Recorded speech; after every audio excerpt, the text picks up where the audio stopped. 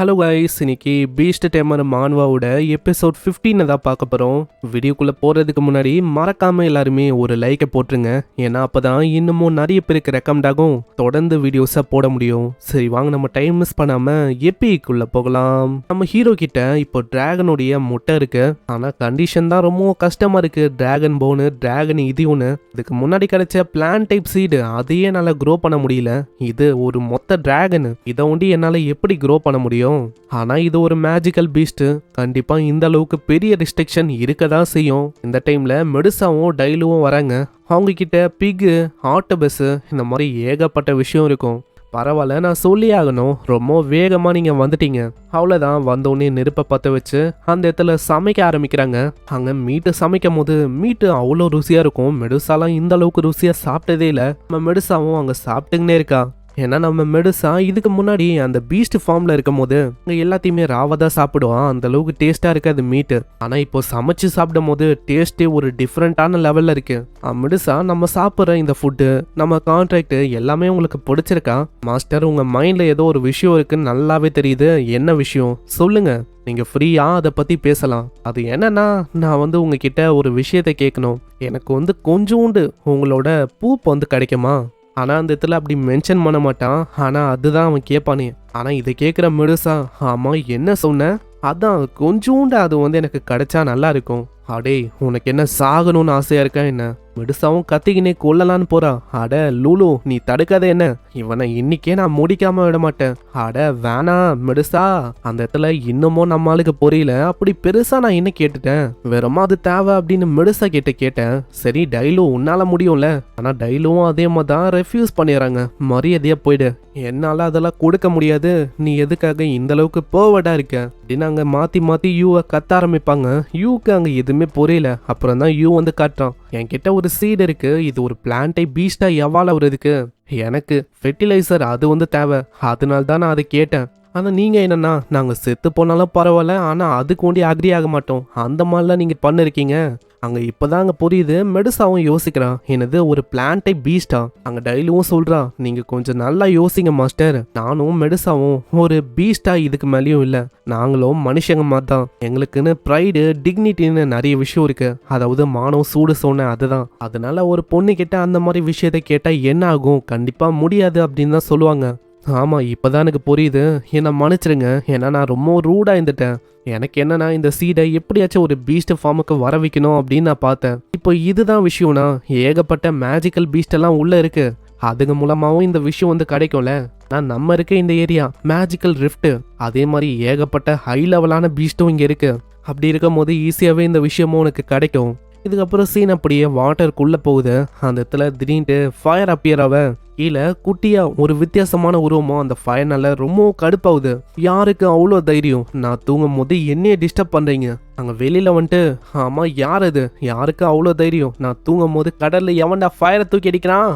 ஓ, இது ஒரு மியூட்டேட்டான ஒரு இம்பீரியல் வேலா? இது ரொம்ப ரேருப்பா. என்னது ரேரா? யாரை பார்த்து ரேரு கீருன்னு சொல்லிருக்க? ஒரு மனுஷன் தானே, உனக்கு என்ன சாகணும்னு ஆசையா என்ன? அப்படியா? முடிஞ்சா கொஞ்சம் என் கூட சண்டை போட்டு பார்க்கலாம். டேய், மேலே 3 செகண்ட்ல பிரிச்சிருவேன் பார்த்துக்கோ. அட வாயன். அவ்வளோதான். இது கேட்டோன்னே அந்த வேலு பொண்ணும் அப்படியே ஓடி வர. ஆனா அந்த இடத்துல ஒரு 2 உருவம் வந்தோடனே அப்படியே பயந்து போறான். என்ன ஆச்சு? எங்க மாஸ்டரை கொல்லலான்னு அவ்வளோ வேகமா வர. கேட்ட அந்த அளவுக்கு ஸ்ட்ரென்த் இருக்கா? நாங்க 2 பேருமே இருக்கும் போது எங்க மாஸ்டரை கொல்றதுக்கு நாங்க ஒன்றும் எங்க மாஸ்டரை கொல்ல விட மாட்டோம். ஐயோ அக்கா, என்னை மன்னிச்சிருங்க, நான் தெரியாதனமா அப்படி பண்ணிட்டேன். எனக்குன்னு கீழே ஒரு அம்மா இருக்காங்க, 3 முட்டை இருக்கு, அதுவும் ஹேட்ச் ஆகல. அதனால தயவு செஞ்சு விட்டுருங்க, நான் அப்படியே கீழே போயிடுறேன். அங்க நம்ம யூவும் நீ நினைக்கிற மாதிரி நாங்க ஒன்றும் வில்லன்ஸ் எல்லாம் இல்லை, அதனால உங்களை கொல்லணும் அப்படின்லாம் நாங்க வரல.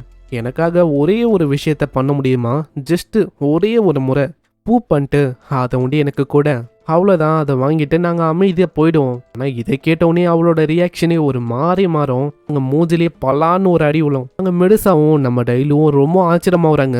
அதை போகிற வழி முழுக்க நம்ம டைலு பயங்கரமாக சிரிக்கிறான். உனக்கு அது தேவைதான், ஏன்னா நீ கேட்டது அப்படி. சீரியஸா ஓடி போயிட்டான்.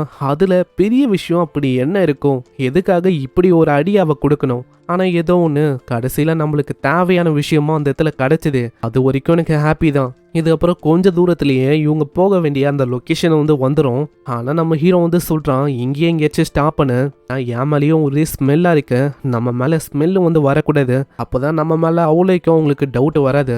இதனால நீர்வீழ்ச்சி இருக்கிற மாதிரி ஒரு இடத்துக்கு வராங்க. அந்த இடத்துல நம்ம குளிக்கலான்னு போகும்போது மற்றவங்க கிட்ட சொல்கிறான், அடுசா டெய்லியும் உங்களுக்கு என் கூட ஒன்றா குளிக்கணும்னா குளிக்கலாம், ஏன்னா என்னால் உங்கள் பேக்கையும் உங்களுக்கு மசாஜையும் கொடுக்க முடியும், அப்படி நீங்கள் வரணும்னா வரலாம், ஏன்னா இதனால சைஸை வந்து இன்க்ரீஸ் பண்ண முடியும் என்னால். ஆனால் நம்ம டெய்லியும் இல்லைப்பா நான் ஒன்றும் வரல மாஸ்டர், நான் சொல்லி ஆகணும், இந்த யங்கான வயசுல உங்களுக்கு எனர்ஜி ரொம்ப அதிகமா இருக்கு, இன்னமும் ஏதாச்சும் சொல்லலான்னு வர்றதுக்குள்ள டைலு அப்படியே வாய மூடுறா. ஏன்னா இதே மாதிரி போச்சுன்னா டைலுவும் நம்ம ஹீரோவும் பண்ண விஷயம்லாம் அங்கே தெரிஞ்சிடும்ல, அதனாலேயே அவ வாய மூடிறான். அது என்னன்னா, நான் வந்து கேள்விப்பட்டிருக்கேன் சில்வர் சிட்டியில் இருக்க பொண்ணுங்க அவங்களாம் ரொம்ப கிரேட்டாக இருப்பாங்கன்னு. இது கேட்டோன்னே மிடுசாவும், நீ நினைக்கிற மாதிரி ஒழுக்கமே இல்லாதவன் நான் இல்லை, அப்போனா இதுக்கு முன்னாடியே அந்த இடத்துல நீங்க இருந்திருக்கீங்க. டைலுக்கு தெரியல இவங்க ரெண்டு பேருமே என்ன பேசுறாங்கன்னு. அதுக்கப்புறம் குளிச்சுட்டு அங்க வரும்போது எலக்ட்ரிக் இயரோட இருக்கிற ஒரு பன்னி ரேபிட் அது அப்படியே மண்டையில ஏறி உட்காரும். அங்க இதை பார்த்தோன்னே என்னது அப்படின்னு பாக்குறான், எலக்ட்ரிக் பன்னி ரேபிட் தான் அது. அதை அவன் தூக்கும் போது அந்த இடத்துல ஏகப்பட்ட உல்ஃபோட கூட்டமோ வந்து நிக்குது. நான் கேள்விப்பட்டிருக்கேன் இந்த பன்னி ரேபிட்டை இந்த மாதிரி காலத்துல மேக்சிமம் 400க்கும் மேல அதிகமா வேட்டையாடும் அப்படின்னு கேள்விப்பட்டிருக்கேன். இதோட ப்ரே தான் இதுன்னு நினைக்கிறேன். இப்போ என் கிட்ட இருக்கனால இதுங்க என்ன சுத்த போட்டிருக்கு. அங்க வெறுமா நம்ம மிடுசா கிட்டயும் டைலோ கிட்டயும் ஒரு வார்த்தை சொல்ல அவ்வளவுதான், நெக்ஸ்ட் செகண்டே அந்த இடத்துல எல்லாமே கருகி போய் கிடக்கும். டைலோ நீ கொஞ்சம் அதிகமாவே போயிட்டேன்னு நினைக்கிறேன், எல்லாமே அழிஞ்சு போய் இப்படி கருகி போயிருக்கு. அட காப்பாத்தினாலும் என்னையே நீங்க குறை சொல்றீங்க, இதெல்லாம் என்ன கதையா இருக்கு? நான் ஒன்றும் குறை சொல்லல, ஜஸ்ட் சும்மா சொன்னேன். சரி பன்னி ரேபிட்டு, இதுக்கு மேலேயும் இங்கே இருக்காத, ஓடி போயிடு. ஏன்னா இந்த இடத்துல ஸ்ட்ராங்காக யார் இருக்காங்களோ அவங்களால ஒண்டி தான் சர்வேவே ஆக முடியும். அப்படி இருக்கும் போது நெக்ஸ்ட் டைம் என்னாலலாம் உனக்கு உதவி பண்ண முடியாது பார்த்துக்கோ. ஆனால் அந்த பன்னி ரேபிட் ஓடுன்னு பார்த்தா அது திரும்பவும் அப்படியே குதிச்சு ஹீரோவோட பேண்ட்டுக்குள்ளே போகுது. ரேபிட்டு நீ பண்ணுறது சரியில்லை, பேண்ட்டுக்குள்ளே இருக்க தம்பியை நீ கடிக்க பார்க்குற, இது ஒரு ஹராஸ்மெண்ட்டு, இதனால உன்னை ஜெயிலையும் போட முடியும் ஒரு 10-15 வருஷத்துக்கு. ஆனால் இதை பார்க்குற டைலுவும் யாரா இவன் ரேபிட்டை ஜெயிலில் போடுவேன் லா அப்படி இப்படின்னு பேசின்னு இருக்கான். இப்படின்னு தான் அவ யோசிக்கிறான். அந்த இடத்துல அந்த குட்டி முயலையும் எடுக்கும் போதே அவன் சொல்றான், இதுக்கு மேலேயும் கீழே போயிட்டு விளாடாம இருக்கியா, இல்லைன்னா அவ்வளோதான் உன்னை எப்படி ஃப்ரை பண்ணி சாப்பிடலாம் அப்படின்னு தான் யோசிக்கிற மாதிரி இருக்கும். சோயா சாஸா இல்லை ரேபிட் 65 மாற்றுவா.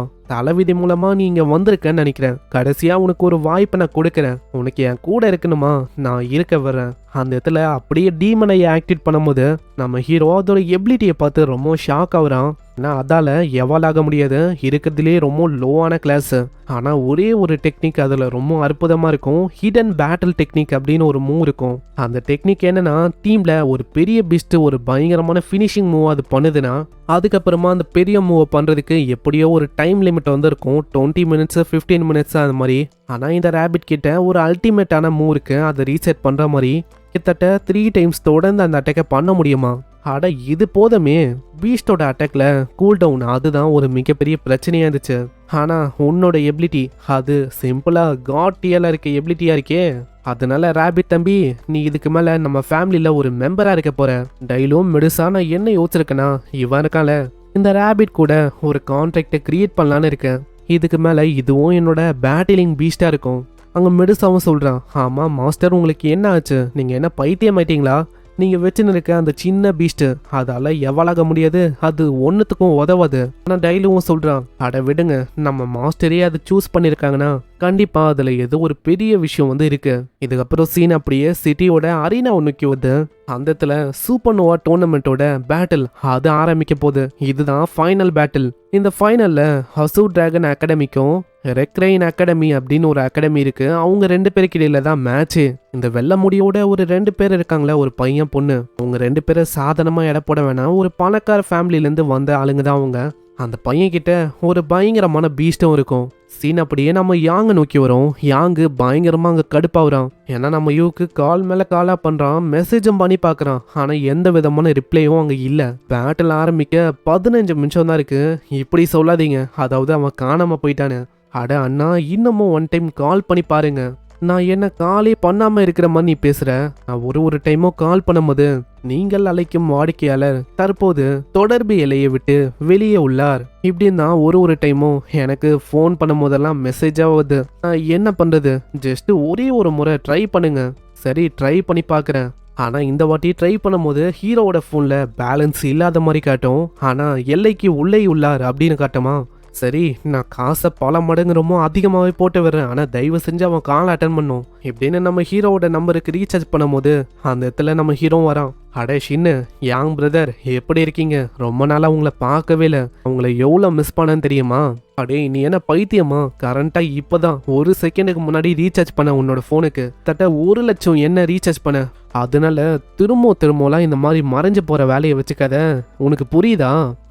கண்டிப்பாக யாங், நான் அந்த மாதிரி மறைஞ்சு போக மாட்டேன். அங்கே பின்னாடி ஷின்னும் வந்துட்டு நான் என்ன கேள்விப்பட்டேன்னா உன்னோட சிஸ்டரை பார்க்க போற அப்படின்னு நீ சொல்லிட்டு போனேன். ஃபோன் பண்ணலான்னு பார்க்கும்போது எல்லா டைமும் ஃபோன் ஆஃப்லேயே இருந்துச்சு. அது ஏன்? வெல், அது என்னன்னா அப்படியே நம்ம ஹீரோ டாப்பிக்கை மாத்திடுறான். வெல் ஷின், நான் சொல்லி ஆகணும், இன்னைக்கு பல மடங்கு நீ ரொம்ப அழகா இருக்க. அப்படியா? நான் அழகாவா இருக்கேன்? யாங்குக்கு இதை பார்க்கும்போது பச்சையா தெரியுது. ஷின்னு, நீ தேவையில்லாம அவன் சொல்றதுக்கு மயங்காத. ஆப்வியஸா நீ கேட்ட கொஸ்டினுக்கு டாபிக்காக மாத்தலான்னு பார்க்குறான். அதனால தயவு செஞ்சு அதுக்கு மயங்காத, ஒரு பைத்தியம் மட்டும். அதே மாதிரி மேட்ச் ஆரம்பிக்க இன்னமும் 10 நிமிஷம் தான் இருக்கு, சீக்கிரமா நம்ம செரமோனிக்கு போகணும். இதை கேட்குற சிஸ்டரும் கொஞ்சம் எனக்கு நர்வஸாக இருக்கு, நான் ரெஸ்ட் ரூமுக்கு போயிட்டு வரேன். எல்லாமே ஓகே தான், ஆனால் அதுக்குன்னு ரொம்ப நேரம் எடுக்காத அப்படின்னு நம்ம ஹீரோ சொல்கிறான். அதுக்கப்புறம் ரெஸ்ட் ரூமில் மூஞ்சி கழுவும் போது விஏ ஃபேமிலியோட லின் அப்படின்னு ஒரு பொண்ணு அங்கே வரா. அவளை பார்த்தோன்னே ஷின்னு ரொம்ப ஆச்சரியமாகறான். ஆமாம், நீ இங்கே என்ன பண்ணிருக்க? நீ இந்த இடத்துல ரீப்ளேஸ்மெண்ட்டாக வந்திருக்கேன் என்ன? நானும் யோசிக்கல, சடனாக இந்த இடத்துல உன்னை மீட் பண்ணுவேன்னு. ஆனால் ஏதோ ஒன்று, அந்த பொண்ணு சிக்கா இருக்கா, அதனால தான் நான் இங்கே வந்துட்டேன். அதுவும் உன்னை நொறுக்கணும் அப்படின்னா. என்னதான் நம்ம சைல்ட்ஹுட் ஃப்ரெண்டாக இருந்தாலும் பேட்டில் நான் அப்படியே உன்னை விட மாட்டேன், மர்சின்னு ஒரு விஷயத்த காட்டவே மாட்டேன். அப்படியா?